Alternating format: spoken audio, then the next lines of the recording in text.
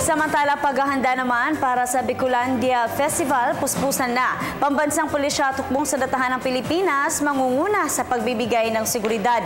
Ang ulat mula sa aming kasamang si Grace Rifama ng Radyo ng Bayan Naga.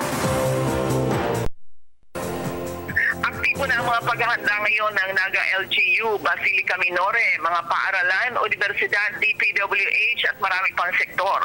Ang PNP, Philippine Army Public Safety Office, City Hall at Philippine Coast Guard ang siyang nangungunang kasapi sa Interagency Task Group na siyang magbibigay ng garantiyang magiging mapayapa at masaya ang 2015 Bicol Peña Pancha Fiesta.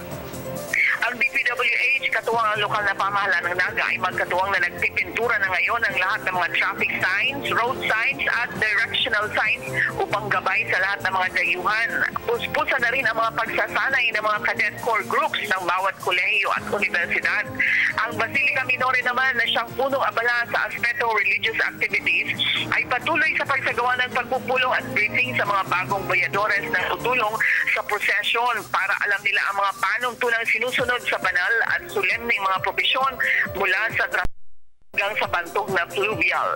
Ngayong umaga, isang press conference ang ipinatawag ni Camsur Police Director Walfredo Pornilius upang ipahayag din ang mga karagdagan pang mahalagang paghahanda ng PNP sa darating na fiesta.